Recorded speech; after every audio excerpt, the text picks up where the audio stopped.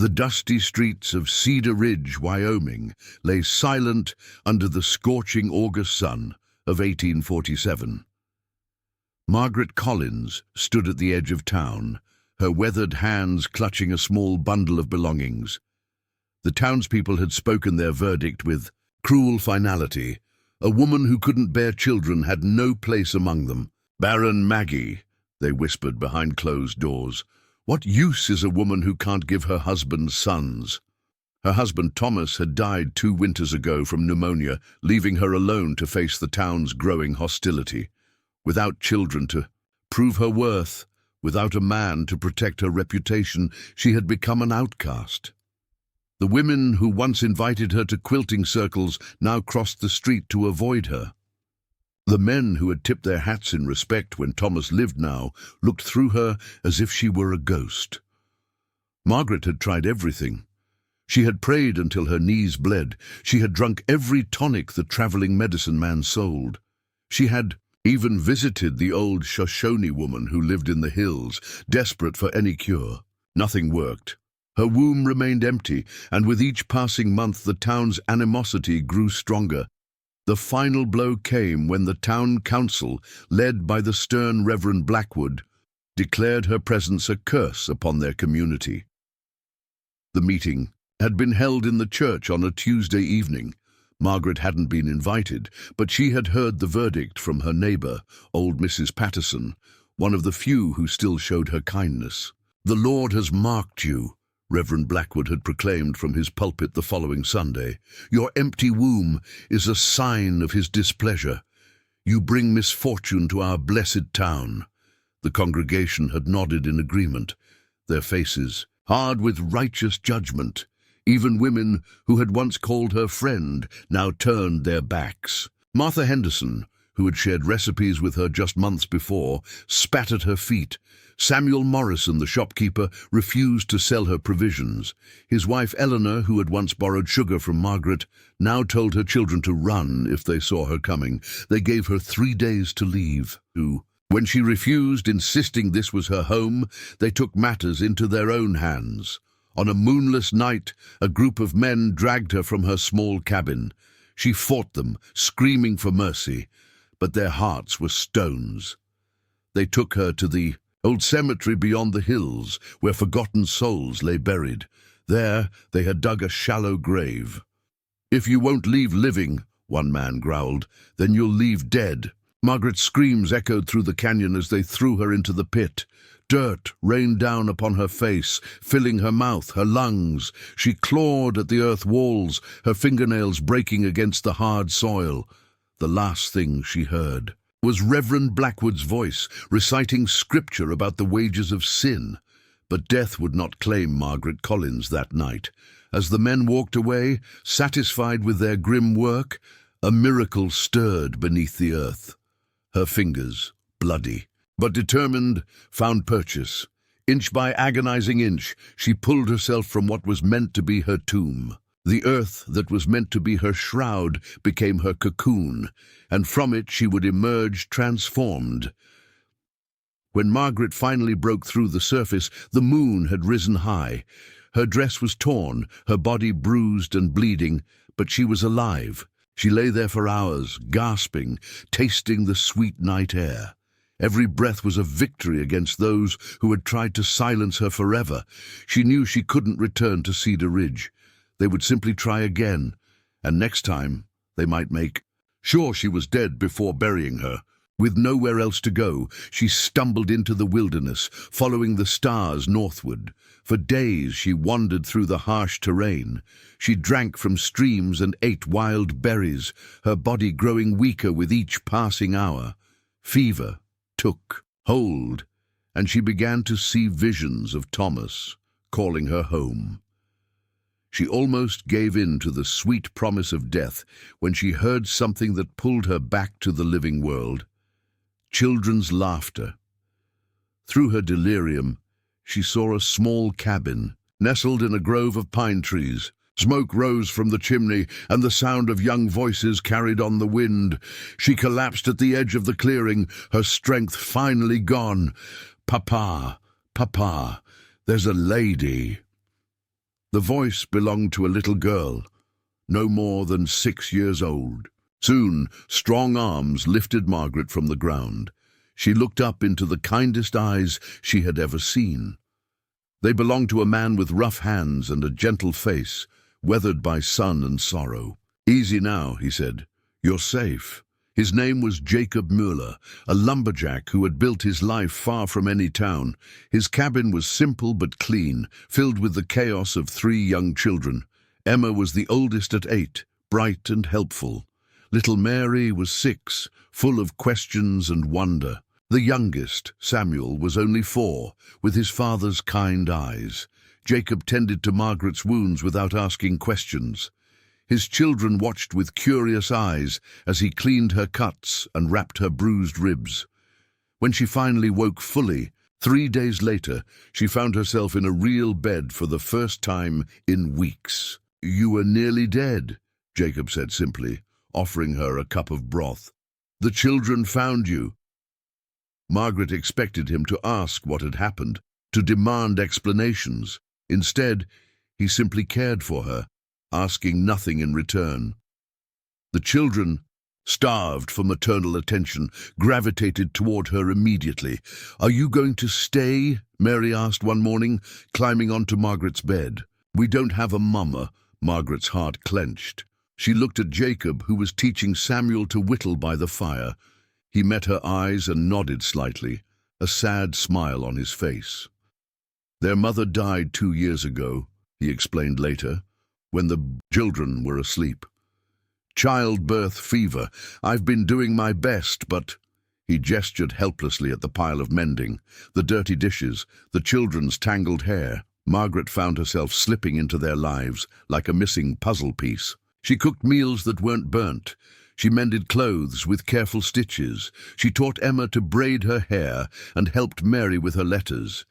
She sang lullabies to Samuel when nightmares woke him. The children bloomed under her care like flowers after rain. Emma, who had been trying so hard to be the little mother, finally got to be a child again.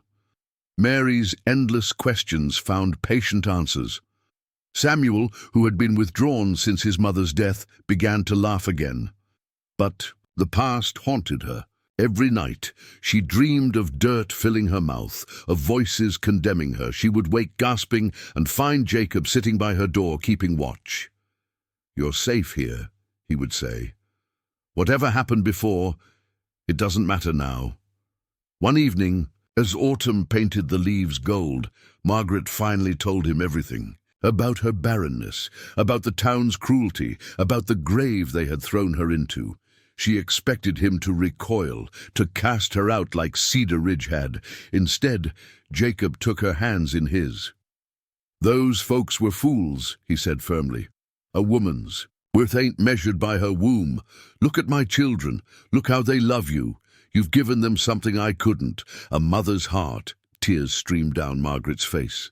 For the first time since Thomas died, someone saw her as more than her empty womb. Someone saw her as human, as valuable, as worthy of love. "But I can never give you children," she whispered. Jacob's laugh was soft and sad. "Margaret, I've got 3 children who need raising. I don't need more babies. I need someone to help me love the ones I have. And they already call you Mama when they think I'm not listening." Winter came early that year, blanketing the mountain in white. The little cabin became a warm haven against the cold world outside. Margaret had never known such peace. Each morning, she woke to the sound of children's voices and the smell of coffee Jacob had made. Each night, she tucked 3 little ones into bed with stories and songs.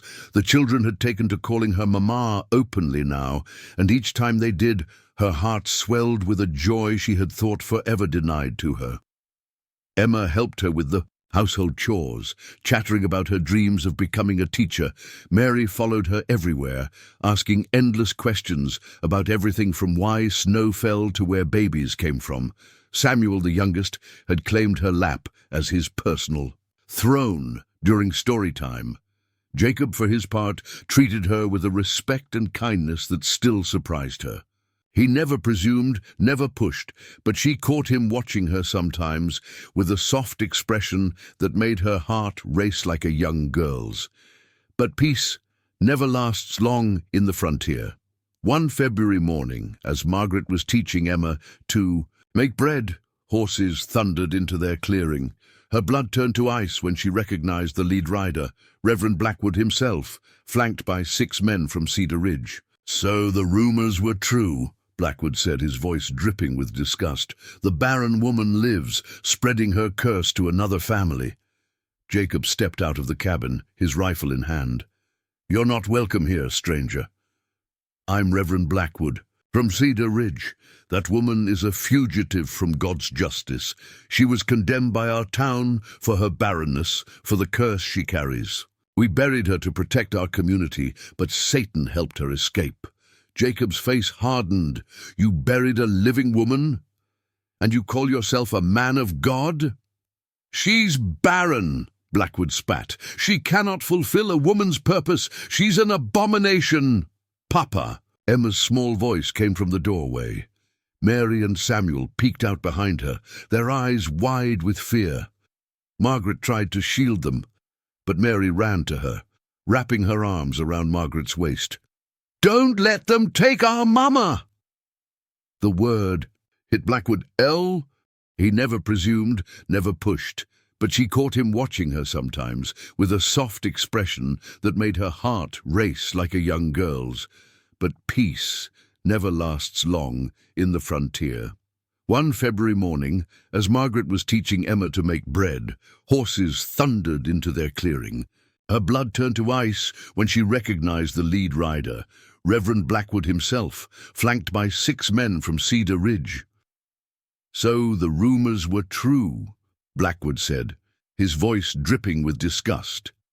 "The barren woman lives, spreading her curse to another family." Jacob stepped out of the cabin, his rifle in hand. "You're not welcome here, stranger. I'm Reverend Blackwood from Cedar Ridge. That woman is a fugitive from God's justice. She was condemned by our town for her barrenness, for the curse she carries. We buried her to protect our community, but Satan helped her escape." Jacob's face hardened. "You buried a living woman, and you call yourself a man of God." "Ah, she's barren," Blackwood spat. "She cannot fulfill a woman's purpose. She's an abomination." "Papa!" Emma's small voice came from the doorway. Mary and Samuel peeked out behind her, their eyes wide with fear. Margaret tried to shield them, but Mary ran to her, wrapping her arms around Margaret's waist. "Don't let them take our mama." The word hit Blackwood like a physical blow. "Mama! These children call this barren creature Mama." "She's more mother to them than you are a Christian," Jacob said coldly. "Now get off my land." But Blackwood wasn't finished. "You don't understand the danger. She lived in Cedar Ridge for 3 years after her husband died. In those 3 years, 5 women lost babies, crops failed, wells dried up. It wasn't until we removed her that our fortunes changed." "Coincidence?" Jacob said. "Is it? Look at your children calling her mother. What happens when they grow up believing a barren woman can be a mother? What lies will they spread? What curses will they carry?" One of Blackwood's men, a younger fellow named Timothy, shifted uncomfortably in his saddle. Margaret recognized him. His wife had lost a baby the previous year, and in their grief they had been among the most vocal in blaming her. Margaret felt the old shame rising, but then Samuel tugged on her skirt. "Mama, I'm scared." Something fierce rose in her chest. These children needed her. They loved her. She had survived being buried alive, and she would not let these men take her new family away. "Yes, I am barren," she said, stepping forward, "but I am not cursed. I'm a woman who loves these children with all my heart. I teach them, care for them, comfort them. If that makes me an abomination in your eyes, then your God is not the one I pray to." "Blasphemy!" Blackwood roared. The confrontation might have turned violent, but Emma did something unexpected. The 8-year-old stepped between the adults, her small face set with determination. "My real mama died having a baby," she said clearly. "She could have children, but she's dead. Miss Margaret can't have babies. but she's alive and she loves us. Which one do you think God prefers?" The simplicity of the child's logic struck everyone silent. Even Blackwood seemed momentarily stunned. Mary joined her sister. "Miss Margaret makes Papa smile again. She teaches me letters and numbers. She holds me when I have bad dreams." Samuel, not to be outdone, toddled. "Forward, she makes good cookies," he announced solemnly. Jacob moved to stand with his family. "You heard them. Margaret is their mother in every way that matters, and if you try to take her, you'll have to go through me." "And me," said a new voice. Everyone turned to see their nearest neighbor. "It's old Pete Harrison riding up with his sons." Word had spread quickly in the mountains. "Heard there was trouble," Pete said. "Can't abide men who bury women alive, reverend or not." More neighbors arrived. The Johnsons, the Millers, the Kowalskis, mountain folk who minded their own business but wouldn't stand for cruelty. Soon, Blackwood and his men were outnumbered. 3-1. Mrs. Johnson, a stout woman who had raised 7 children, rode her horse right up to Blackwood. "I heard what you did to this woman. Buried her alive for being barren.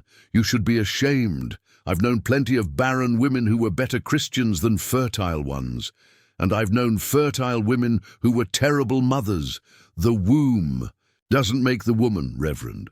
"The law," Blackwood started. "The law doesn't take kindly to attempted murder," Pete interrupted. "I think Sheriff Morrison in Elk Creek would be mighty interested to hear about what you did to this woman. Buying someone alive? That's a hanging offense, reverend or not." Blackwood's face went pale. He hadn't considered that his righteous act might be seen as attempted murder by the law. Timothy, the young man who had lost his child, suddenly spoke up. "Reverend, maybe we were wrong. My Martha lost our baby, yes, but the midwife said it happens sometimes. Said it had nothing to do with curses." "Silence," Blackwood commanded, but his authority was crumbling. "No," Timothy continued, emboldened. "I won't be silent anymore. We let grief and fear turn us into monsters. We buried a woman alive. That's not God's work. That's the devil's." "You're making a mistake," Blackwood said finally, his voice losing its thunder. "This woman will bring nothing but sorrow." "The only sorrow here is what you brought," Jacob said. "Now git before we decide to show you the same." "Mercy you showed Margaret." The men from Cedar Ridge left, but Margaret knew it wasn't over. Blackwood's kind didn't give up easily. That night, as the family gathered for supper, she voiced her fears. "They'll be back," she said. "Maybe with more men, maybe with the law twisted to their purpose. I should leave. I won't bring danger to you and the children." "No!" All 3 children cried at once. Jacob reached across the table and took her hand. "Margaret, we're a family now. Families stick together. But I'm not really." "You are," Emma said fiercely. "You're our mama. Not by blood, but by choice. Isn't that better? You chose us, and we choose you." Margaret looked around the table at these 4 people who had become her world. Jacob, steady and kind. Emma, wise beyond her years. Mary, full of life and questions. Samuel, sweet and loving. They were offering her something Cedar Ridge never had: acceptance, love, a place to belong. "Then we face whatever comes together," she said. Jacob squeezed her hand. "Together." That night, after the children were asleep, Jacob and Margaret sat by the fire. The threat of Blackwood's return hung over them, but for now they had this moment of peace. "I never thanked you," Margaret said softly, "for saving my life, for giving me a home, for letting me love your children." Jacob turned to her, his eyes serious. "Margaret, you saved us too. We were just existing before you came. Now we're living again. The children laugh. The house feels like a home. And I—" He paused. "Gathering courage. I found myself caring for you in ways I never expected to again after losing Anna." Margaret's heart pounded. "Jacob, I can never give you more children. You know that." "I know," he said simply, "and I don't." I have 3 beautiful children who adore you. What more could I want? A whole woman, she whispered, the old pain surfacing. Jacob stood and knelt before her chair, taking both her hands in his. Margaret Collins, you are the most whole woman I've ever known. You survived being buried alive. You've brought joy back to my children. You've made this cabin a home. If that's not wholeness, I don't know what is. The courtroom fell silent as Judge Whitman's words echoed through the chamber. Margaret felt Thomas's hand tighten around hers, drawing strength from his unwavering support. The children pressed closer to her, their small bodies trembling with emotion. Your Honor, Blackwood's voice cracked with desperation, you must understand the gravity of this situation. This woman was buried alive not out of cruelty, but out of necessity. She carries a curse that threatens the very soul of our community. Judge Whitman leaned forward, his expression stern. Reverend Blackwood, are you confessing to attempted murder? The Reverend's face paled, but his conviction remained unshaken. I am confessing to protecting this town from evil. When Margaret Hartley could not bear children, it was a sign from God himself. Her barrenness was a curse, and we acted to contain it before it could spread. By burying her alive, the judge's voice was ice-cold. Tell me, Reverend, where in the scriptures does it command such barbarism? Margaret stood slowly, her voice clear and strong. May I speak, Your Honor? The judge nodded. Please, Mrs. Collins. She turned to face the crowded courtroom, meeting the eyes of those who had condemned her. And 5 years ago, you buried me in a wooden box 6 feet underground. You left me there to die because I could not give my husband children. You called me cursed, worthless, broken. Her voice grew stronger with each word. But Thomas Collins found me. He heard my cries when everyone else had walked away. He saved my life and gave me something far greater than mere existence. He gave me a family, a purpose, and love beyond measure. Little Emma broke free from her father's grasp and ran to Margaret, wrapping her arms around her legs. Oh, you're the best mama in the whole world. Margaret lifted the child into her arms, tears streaming down her face. These children may not have come from my body, but they are mine in every way that matters. I have nursed them through fevers, taught them their letters, mended their clothes, and loved them with every fibre of my being. Thomas stepped forward, addressing the court. Your Honor, I lost my first wife to childbirth. I was left with 3 young children who needed a mother's love. When I found Margaret in that grave, barely alive, I saw not a cursed woman, but a survivor, someone strong enough to endure the unthinkable. He turned to face Blackwood directly. You speak of God's will, Reverend, but what God would condone such cruelty? Margaret has been nothing but a blessing to my family. My children are thriving under her care. Our farm prospers. Where is this curse you speak of? Samuel Hartley suddenly stood, his face contorted with rage. She was my wife, mine, and she failed in her most sacred duty. When a woman cannot bear children, she is worthless. Worthless, Margaret's voice rang out clear and strong, is a woman's only value in her womb, Samuel. What of her mind, her heart, her soul?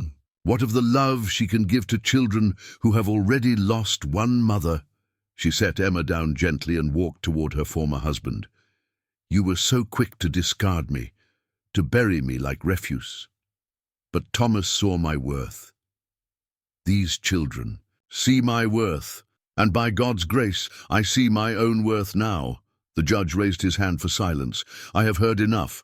Mr. Hartley, Reverend Blackwood, and all who participated in this attempted murder will be arrested immediately. The law is clear. Attempting to bury someone alive is attempted murder, regardless of your justifications. But the curse, Blackwood began. The only curse in this courtroom, Judge Whitman interrupted, is the curse of ignorance and cruelty. Mrs. Collins has proven herself to be a devoted mother and wife. These children clearly love her, and she them. That is not a curse. Reverend, that is a blessing. He turned to Margaret and Thomas. Mr. and Mrs. Collins, this court formally recognizes your marriage as valid and binding. No one has the right to separate this family based on superstition and prejudice. The courtroom erupted. Some cheered while others protested. Blackwood had to be restrained by the sheriff's deputies as he continued to shout about divine punishment and eternal damnation. As they led him away, Margaret heard him cry out one last time, "You will see, the curse will manifest. This town will suffer for harboring her." Outside the courthouse, the Collins family stood together in the afternoon sun. Margaret knelt down to embrace all three children at once, her heart overflowing with gratitude. "Mamma," William asked quietly, "why did those people try to hurt you?" Margaret looked into his earnest young eyes. "Sometimes, my dear one, people fear what they don't understand. They thought that because I couldn't have babies of my own, I was somehow broken or cursed. But you know what?" "What, Mama?" Emma asked. "They were wrong. Because I may not have given birth to you three, but you are my children in every way that matters. Love makes a family, not blood alone." Thomas wrapped his strong arms around all of them. "Come on, family, let's go home." As they walked toward their wagon, Margaret noticed Elizabeth Morrison standing near the courthouse steps. Their eyes met, and Elizabeth offered a small, sad smile before turning away. The ride home was quiet, each family member lost in their own thoughts. As they crested the hill overlooking their farm, Margaret felt a sense of peace wash over her. The ordeal was over. She was free to live her life without fear, to love her family without shame. That evening, as Margaret tucked the children into bed, each one clung to her a little longer than usual. "Mama," Sarah whispered, "I'm glad Papa found you." "So am I, sweetheart. So am I." After the children were asleep, Margaret and Thomas sat on the porch, watching the stars appear in the darkening sky. "Do you regret it?" Margaret asked softly.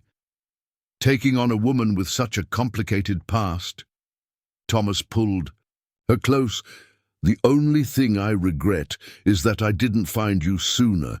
You've brought light back into this home, Margaret. You've given my children a mother's love they desperately needed. You've given me a partner, a friend, a love I never thought I'd find again. But what if Blackwood is right? What if there really is a curse?" Thomas turned her face toward his. "The only curse would be living without you. Whatever comes, we'll face it together. As a family." Margaret leaned into his embrace, feeling the solid warmth of his presence. "I love you, Thomas Collins. And I love you, Margaret Collins, forever and always." As they sat together under the vast Texas sky, Margaret reflected on the strange journey that had brought her here, from the darkness of a premature grave to the light of a loving family. From the condemnation of a barren woman to the celebration of a devoted mother. She had been buried for being unable to bear children, but she had risen to become a mother to three who needed her desperately. Sometimes, she realized, God's greatest blessings come in the most unexpected ways. The sound of cicadas filled the night air, and somewhere in the distance, a coyote howled. But here, in this moment, surrounded by love and acceptance, Margaret Collins was finally truly home.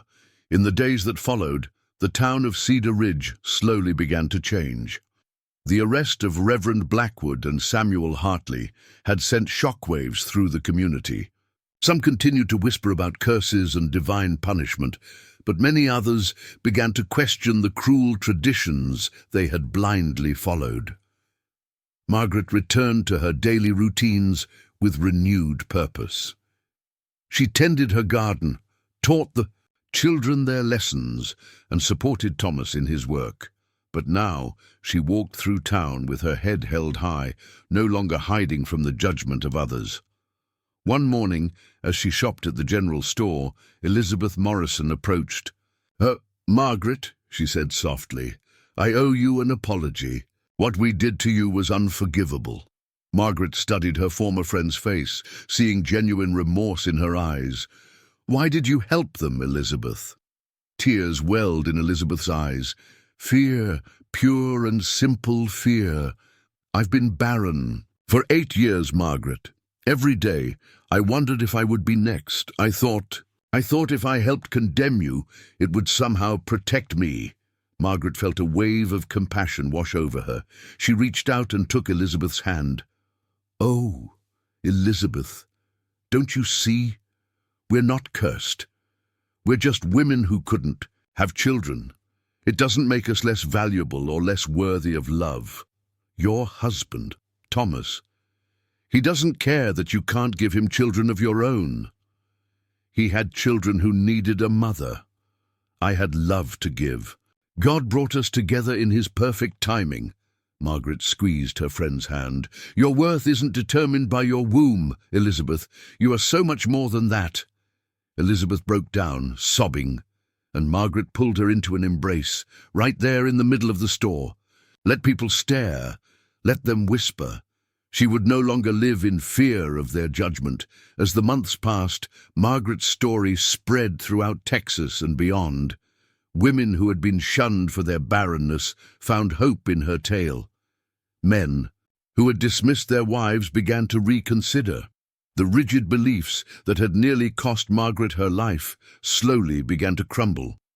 Reverend Blackwood was sentenced to 10 years in prison for attempted murder. Samuel Hartley received 5 years. The others who had participated received lesser sentences or fines. A new minister came to Cedar Ridge, one who preached love and acceptance rather than judgment and condemnation. On a warm spring day, exactly 1 year after the trial, the Collins family picnicked by the creek where Thomas had first heard Margaret's cries. The children played in the shallow water while Margaret and Thomas watched from the shade of a cottonwood tree. "Papa," William called out, "tell us again how you found Mama." Thomas smiled. "Well, I was riding along this very creek when I heard what sounded like someone crying." Margaret listened to the familiar story, her heart full of gratitude. She had been buried by those who saw her as worthless, but she had been found by someone who recognized her true value. She had been condemned for being unable to create life, but she had been blessed with the opportunity to nurture and shape 3 precious lives. As the sun began to set, painting the sky in shades of gold and crimson, Margaret gathered her family close. These 4 people were her world, her purpose, her greatest joy. "I love you all so very much," she said, her voice thick with emotion. "We love you too, Mama," the children chorused. Thomas kissed her forehead. "Forever and always." Margaret smiled, remembering the darkness of that grave, the terror of being buried alive. But that darkness had led to this light. That death had led to this life. Sometimes the greatest blessings come from the deepest trials. She was Margaret Collins, wife, mother, survivor. She had been buried for being barren, but she had risen to become so much more. And as she sat surrounded by her family, she knew that she was exactly where she belonged. The lumberjack with 3 kids had called her Mom, and in doing so had given her the greatest gift of all, a love that transcended blood, a family that chose her, and a life worth living. As the stars began to appear in the darkening sky, Margaret offered a silent prayer of thanksgiving for Thomas, who had heard her cries, for the children who had opened their hearts to her, for the second chance at life she had been given. She had been buried in darkness, but she had been reborn in light, and that light would guide her and her family for all the days to come.